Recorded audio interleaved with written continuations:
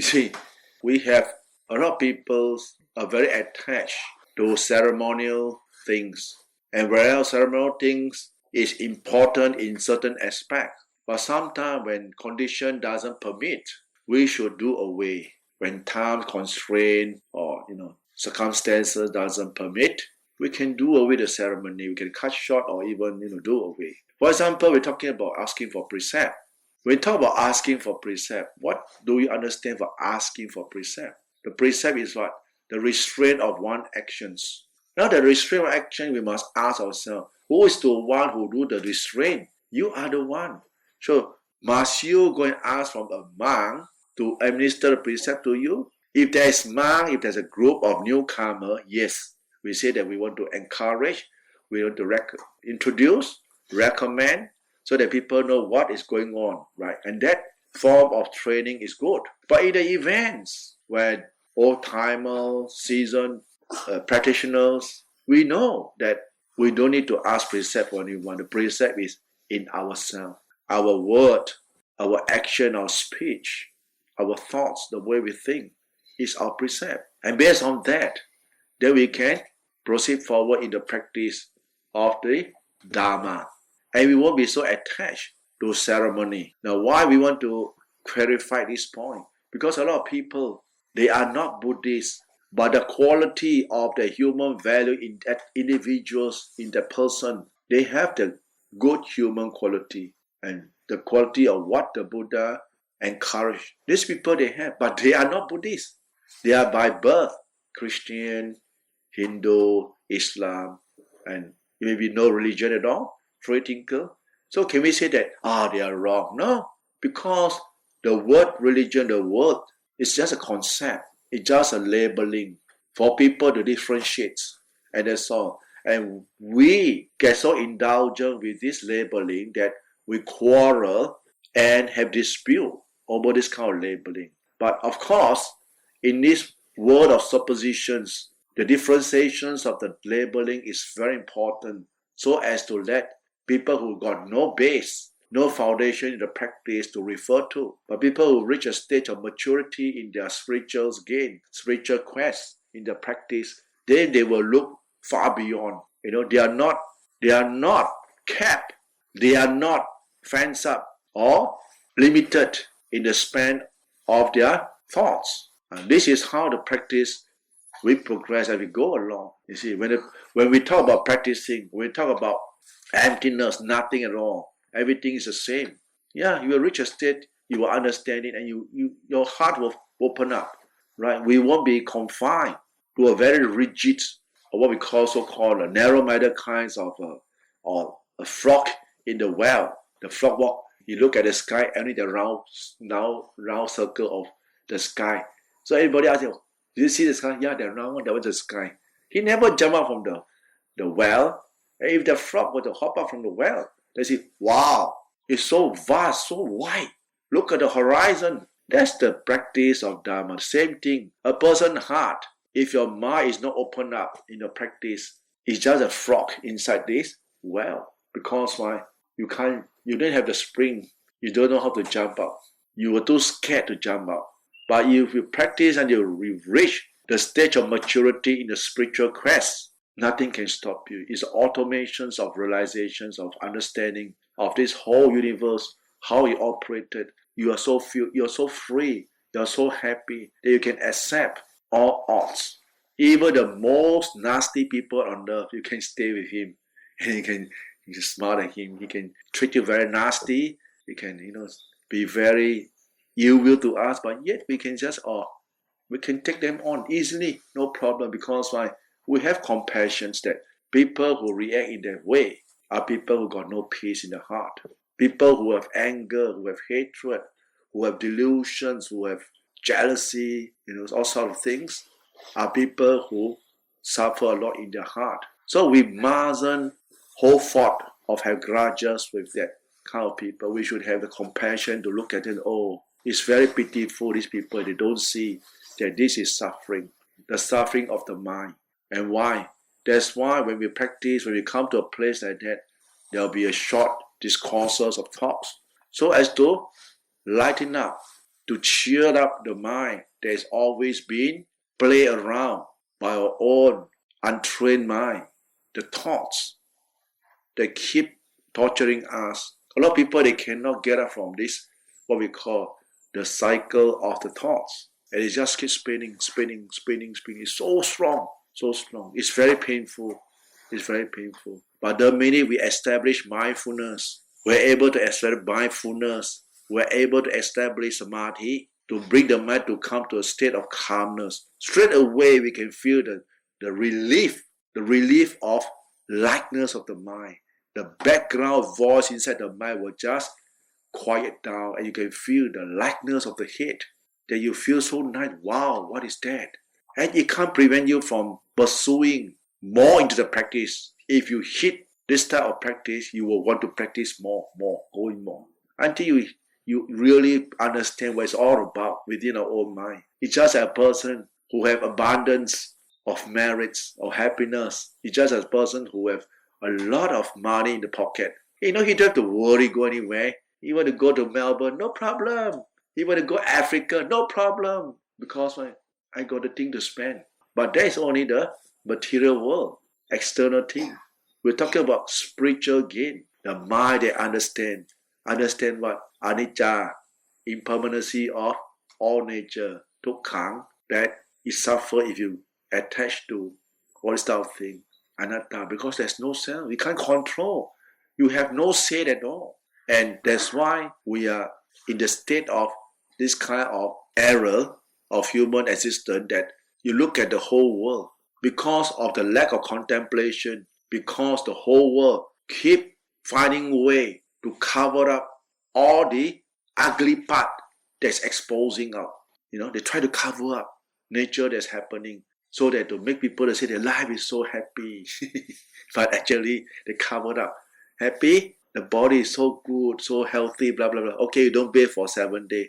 Don't shit for 7 days. Don't eat for 7 days. What happened? The sting of the body, the smell that comes out of the body. Then you start to eat. What happened? And that's why perfume is created. That's why all this kind of things that's coming out to cover up the ugliness of the body. And we get so indulgent into it, and we forget it that to see the truth. This is something worthwhile to investigate in. You look at this supposition world, create so much thing to get your mind off into the reality. Off. It means to bluff your mind, to let you see things that is beautiful, hear sound that is nice, so that you can forget about the bodily pain, But the body, the minute you practice the meditations and your mind is focused into your body, you see the sensation of the body, how it changes. You see the changes of the hair, your nails, your skin, your health status, everything, your age, everything change, how it changes. You see, why we keep forgetting this thing? Because we are too indulgent externally that we don't look inward. The minute we look inward, then we see all this impermanency in ourselves. Start with this external body into the feeling, body and feeling how it affects your emotions, and for emotion, how it affects all the way, your cognizers, the way we think. And you see how this thinking can affect our mind state. So it's interact, it's joined together. So this is all the practice all about.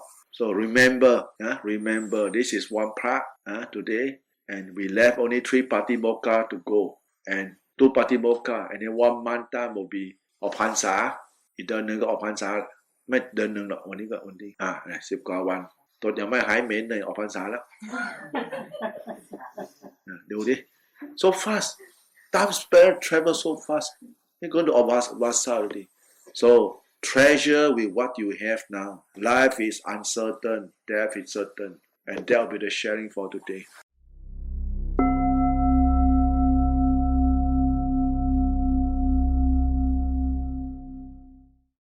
Every second, every minute, every hour, or rather every day, there will be a being that is born into this world, and the birth of that being is called birthday. And likewise, every second there's a passing off of beings, and that's the nature of life. We always look for happiness in our life. As a human being on earth, we have strived so hard in our life. And in the end, we have all this material thing in our life. And sometimes we have this doubt in us that arises not all the while. If our mind is engrossed in certain things that we are interested in, then we might forget.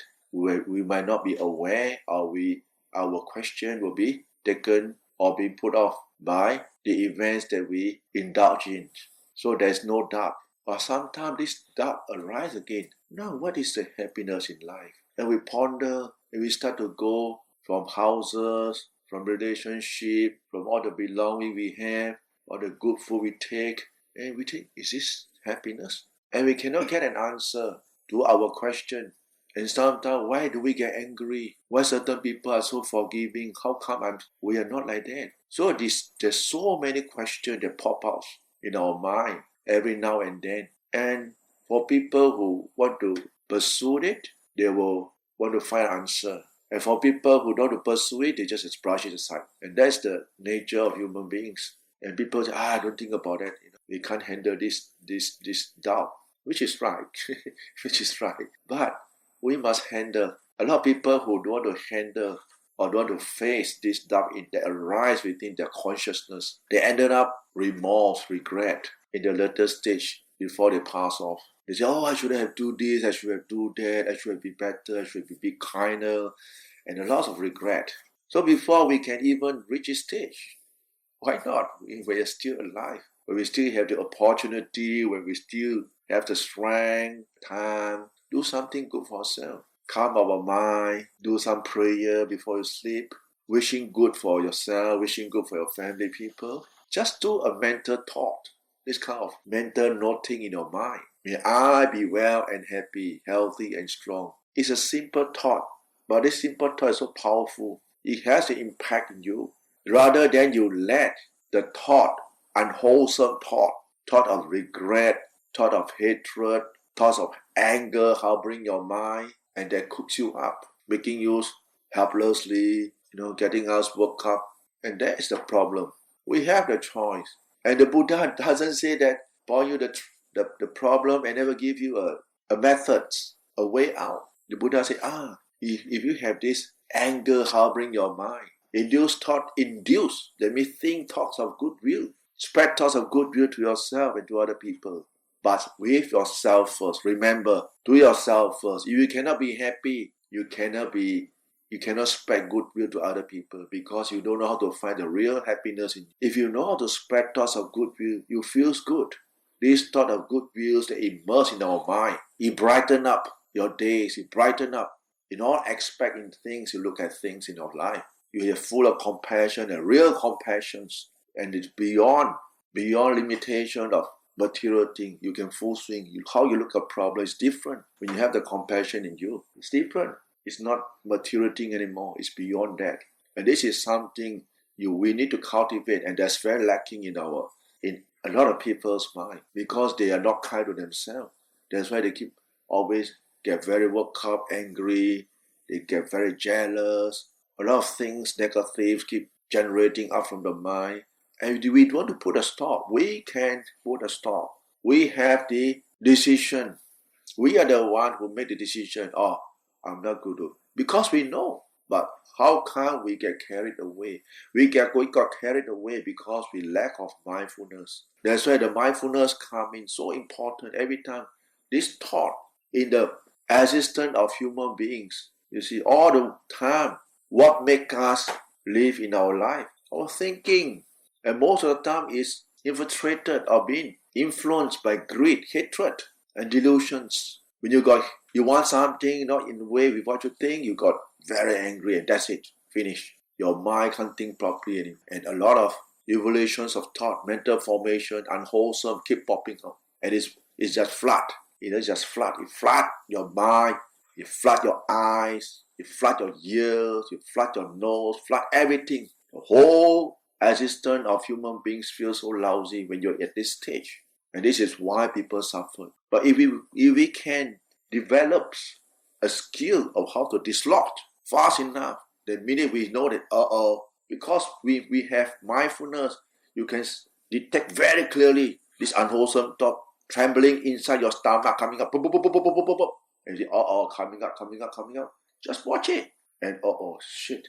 And we don't get involved. This is how we can sidestep without defilement, right? It's not that there's no thought, because we're human beings, liking, disliking, but we can say stay neutral. We have the what do you call that, decision to stay neutral. But you got to have self-control, because our mind is biased. Our mind like to tend to take side. Take side because of what?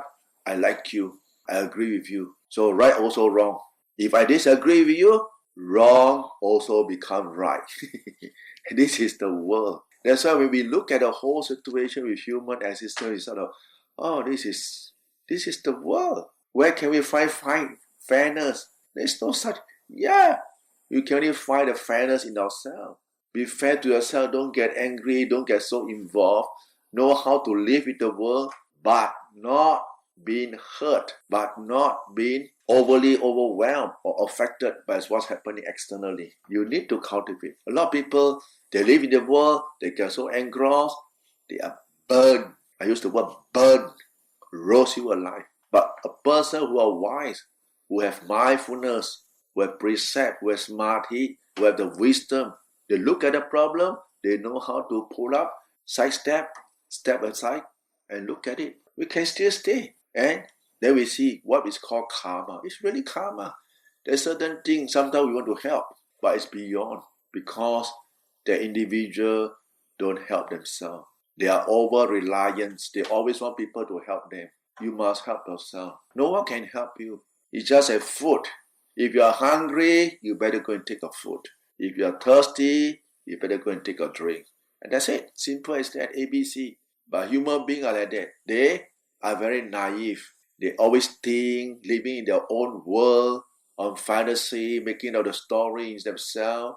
They are so scared to wake up from their dream of fairy tales. And this is deluding. It's very diluted. It's not the reality of life. We got to face it. If it's painful, why you feel pain? Why you feel pain? Why you feel so insecure? We got to ask this question ourselves. Then we can find a remedy to the problem in ourselves. It was through this kind of training, brave enough, challenge ourselves to bring out the problem, face it. And when someone who comes along and kind enough to say, you got these weaknesses, you must change, or you got to improve yourself. We got to, okay, take the advice and be thankful to these people. They have the heart in us. If we are always, that's my problem, my own business, finish. Or we want only the way we want things to be finished. We can never find improvement, and we will feel very miserable in our life. Remember, so if you go to a workplace, there will be people who like you, there will be people who don't like you. Same thing. Even certain thinking, certain thoughts that arise in us. Sometimes we love the thought. It's very pleasing. Sometimes when it arises, it's very disgusting. But can you control? No. But you can pick and choose, right? So learn as we go along in life. This is how we learn. This is how we mature in our life. If you want happiness, you are the one who can only create and cultivate the happiness you want, right? Never long or never expect happiness from other people. They cannot give you happiness. That's bullshit. The real happiness is within yourself. That's the real happiness, remember. And that's just what I'm sharing.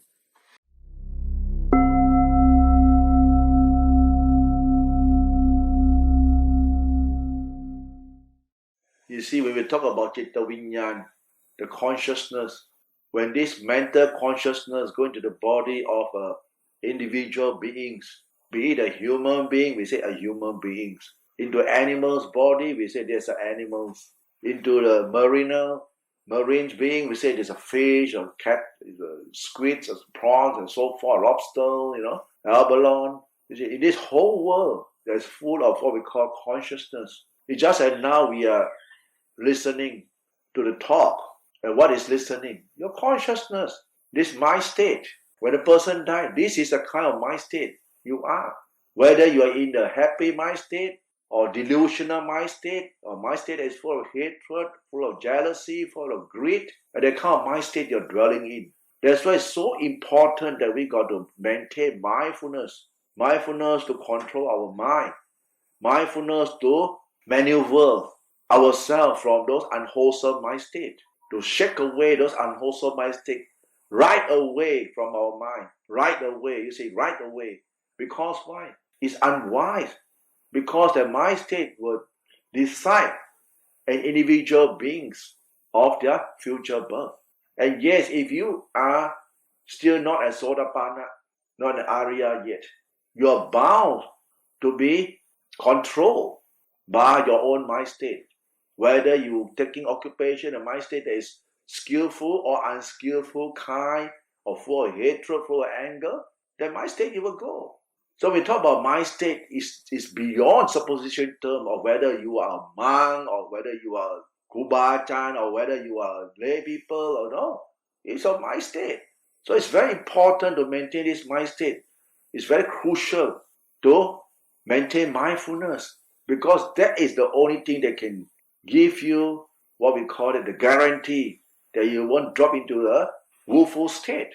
That's why meditation is so important. Mental cultivation, we talk about sila, the observance of precept to keep our actions pure, our speech pure, and our mental state pure is so important and integrated. That's why a lot of things that we involve externally, it doesn't help. It doesn't help with the mind state. It will only bring the mind state to a more lower level if we don't know how to handle it properly, especially when we're engaging with external world. It's very, very, very, very dangerous. A lot of people, when you never come to this kind of a mind state of study, and this is the whole world is crazy all about. They run after external thing, run every day. The minute they wake up from their bed, bam, they're off. They have no mindfulness to control their mind at all. And it's just out of hand. That's why the Ajahn focus on the breath, focus on putto. Why? It's better our mind dwell in the occupation of putto. The one who knows. Putto is the one who knows. And who knows? You know, the mind knows.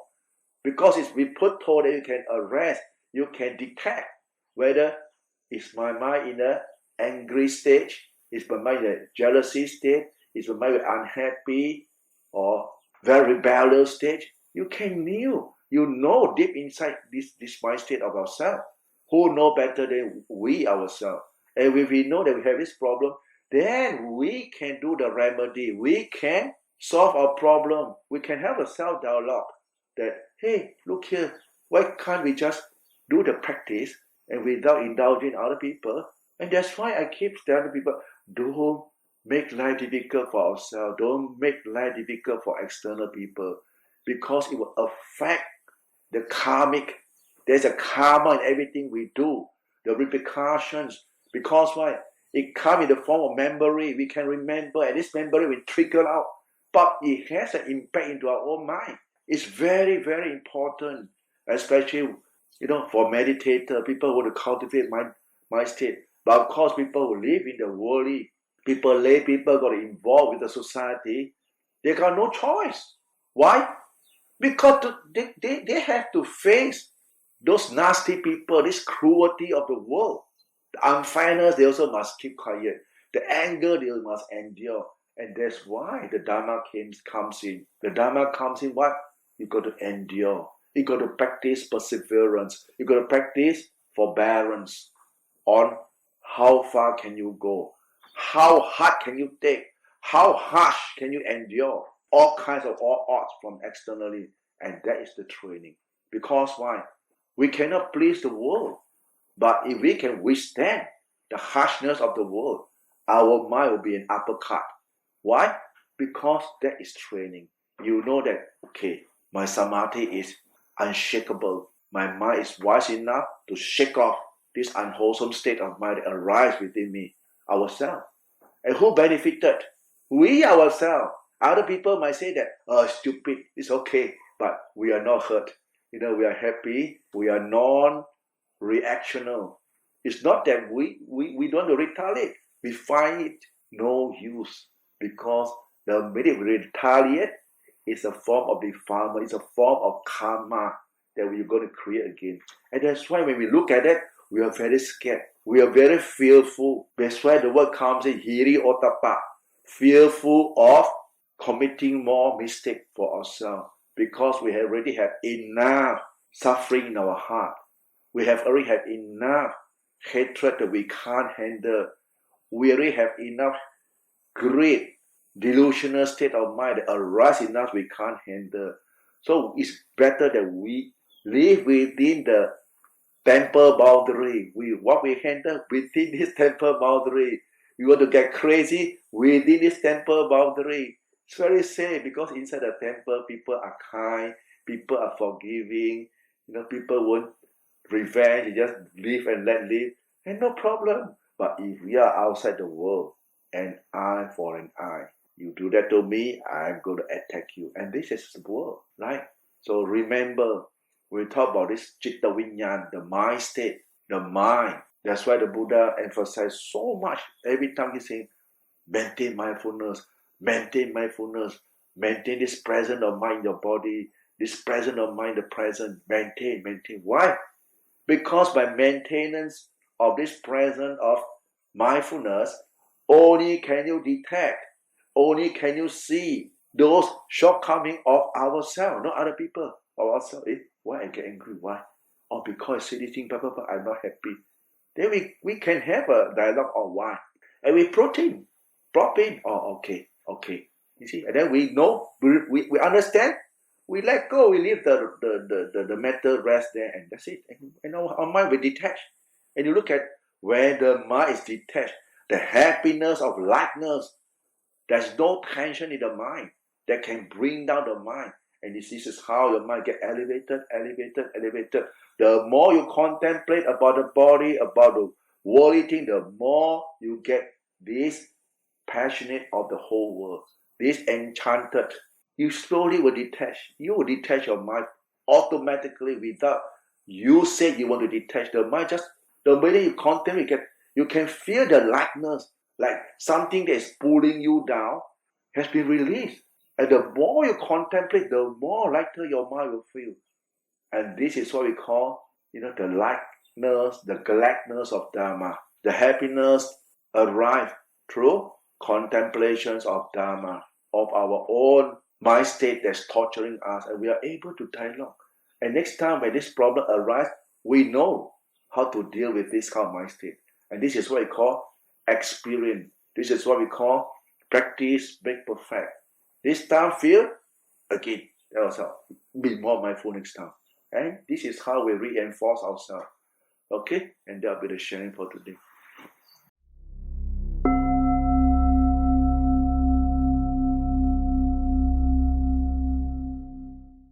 Yatha varivaha pura paripurenti sakarang eva meva nito tina petana upakapatit ichita padita tumha kipameva samichatu sape purentu sankapa Chanto panaraso yatha manicho diraso yatha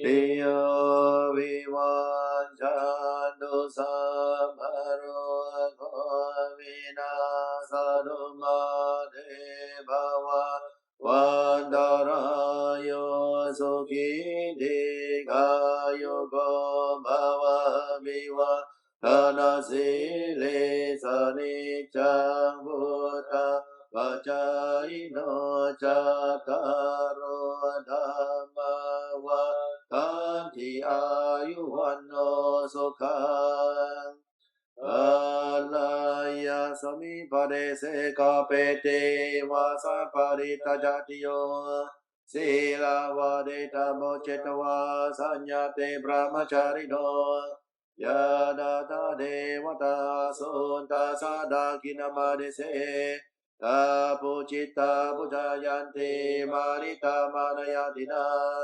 Adonang anukampanti mata puta vaurasang Dewata nukampito poso satabarani pasati Bhavatu sabamanggalang rakadu sabadewata Sabba Buddha Nubhavena Sada Soti Bhavantu Te Bhavatu Sabba Mangala Rakadu Sabba Devata Sabba Dhammanubhavena Sada Soti Bhavantu Te Bhavatu Sabba Mangalang Rakadu Sabba Devata Sabba Sanghanubhavena Sada Soti Bhavantu Te